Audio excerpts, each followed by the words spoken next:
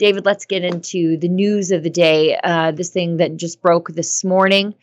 Jewish community outraged after suspected arson in Montreal area synagogue. You know, Sheila, I wish I could pick NFL games with the same kind of accuracy with what I predicted regarding these pro-Hamas demonstrations we see going on every weekend in Canada. And today, by the way, significant date, November 7th, that's exactly 1 month since the horrific barbarism and savagery took place in Israel. And I made the prediction, I think it was something like 2 weeks ago, that the more the police turn a blind eye to charging people who I think go over the line, i.e. Calling for the death of an individual or a group of individuals, the more our political leaders hide their heads in the sand and don't come out strongly against anti-Semitism, which is just absolutely baffling to me, the more emboldened the mob becomes. And, you know, in fairness, we don't know who set the fire of this Jewish synagogue rather, but I think I will kind of, bet the ranch on who it probably was. And Sheila, I just see it getting worse and worse every week. The big buzz, not to go off on a tangerine here, but the big buzz this weekend is Remembrance Day falls on Saturday, November the 11th.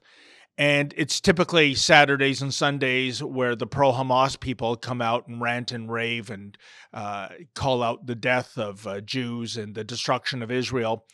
And there is buzz out there, and I hope it doesn't come to fruition, that in certain Western cities, they're going to target the Remembrance Day ceremonies. They've already desecrated the cenotaphs, including one here in Toronto, on the north lawn of Queen's Park. And again, without knowing all the details of this Montreal area synagogue, my point, Sheila, is the more law enforcement turns a blind eye to this and the more our political leaders remain silent, the worse this is going to get. Yeah, just to be clear, this is at a synagogue that is in suburban Montreal. It's the Beth Tikva synagogue. The building was empty. Nobody was hurt. The SPVM, that's the Montreal police, they're aware and investigating. I think there will probably be an arrest, and here's why. Because normally synagogues have increased security, and so they probably have surveillance, and that is just unfortunately the way it is for many synagogues, is that they have video surveillance. A lot of times they have reinforced doors. I know the one in Edmonton does, and own their own private security. And so I bet you we're going to hear about an arrest very, very soon. But I was talking to Yankee, and he says this is just a symptom of what's happening in this community. It was already not great and being made worse by the absolute mainstreaming of Hitlerian rhetoric on Canadian streets. I was at the I forget it. I think it's called the 100,000 March for Gaza in Edmonton over the weekend. I just sort of popped in to see what horrors I could behold. And I was sort of struck with the location of it all. Not that it was in downtown Edmonton across from City Hall. Edmonton being a progressive hellscape, that's nothing new. But it was in Churchill Square and right in front of the War Memorial. And that was what really bothered me, because Churchill was a man who rallied the world against the horrors of Nazism, a principled man. And here I was in this place where they were calling now for the extermination of the state of Israel. all these years later, and they're standing on the war memorial to shout these genocidal cries of "from the river to the sea." And I thought, what on earth has happened in Canada? When they say never again, well, never again. It's now. It's now. And yet this was happening in Churchill Square. 100%, Sheila. I think it's tragic that, well, the state of Israel has advised Jews the world over not to, I guess, flaunt their Jewishness, not to wear the haberdashery associated with Judaism. And this is not Berlin 1938. This is Western cities in 2023. And you're quite right, Sheila. Never again. That is the motto that came out of the Holocaust. Who could imagine that in a period of time in which we still have some Holocaust survivors, it's happening again. It's not never again. It's maybe again right now. And and by the way, I want to, I think the last time we hosted the live stream, you correctly asked the rhetorical question, where is the anti-hate network in regards to this? Well, Sheila, I have an answer for you and the rest of our audience. I was passed along this from Twitter or X, as we call it. Someone named Ariella wrote the following: "It's been a month since the terrorist attack on Israelis. This is the first post from Anti-Hate since then. I know your views because I've grown up knowing you, but it's not just me calling this out." That's from Ariella, directed to Bernie Farber. And this is what Bernie Farber responds, okay? If you talk about the most hateful thing happening in the world today, especially on weekends, it's all of these pro-Hamas demonstrations. And Bernie Farber writes, Ariella, antihate.ca focuses on the extreme right. That is what it does.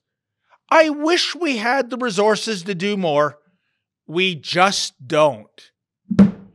Holy cannoli, Sheila. Where do you start? And his account is locked. So nobody who doesn't follow him and who he hasn't permitted to follow him, they can't see this. But so we have calls to genocide on Canadian streets. And these guys are like, actually, those jokesters at Diagolon are who we need to focus our resources at. Or painting anybody, again, to the right of Chairman Mao as the extreme right. They've got all the time in the world to ruin reputations of normal people who just disagree with Justin Trudeau, but they can't call out real hate. These guys are an absolute joke. It's unbelievable. And you know, Sheila, we also have south of the border, Joe Biden always defaulting to the FBI's recommendation that the most profound source of potential terrorism is from far-right groups such as neo-Nazis and the Ku Klux Klan. Now, don't get me the wrong idea, folks. I'm not going to bat for those organizations. No. These are the most odious people you can come across. But do you think in the here and now, this is where the biggest potential terrorism is going to come from? Losers with Nazi groups and the KKK? I would say, Sheila, as we talk about the U.S., with the millions of illegals that have come through the southern border, you don't think there might be some nefarious terrorist types, do you? You don't think there might be some cells right now? You don't think they might be planning another October 7th or a September 11th on U.S. soil? I mean, how naive do you have to be? I can't believe the cowardice, Sheila, whether it's the politicians or the so-called anti-hate networks, which it seems to me they're full of hatred, Sheila, if you fit the right demographics, but they won't call out actual calls to death of a group of people and of a nation state. And Bernie Farber, correct me if I'm wrong, he is Jewish, isn't he? I think ethnically, probably. Yeah.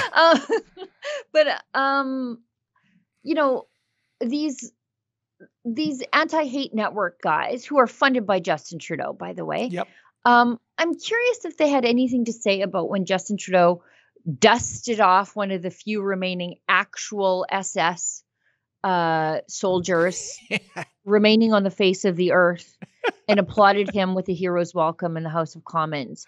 They say they focus on the far right. Well, that brother is far right.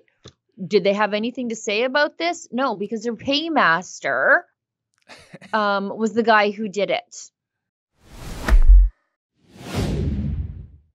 Hey, I got to tell you, I'm going on a cruise with a whole bunch of rebels. We're sailing out of Fort Lauderdale on March 23rd, 2024. That's not so far away, less than 6 months away.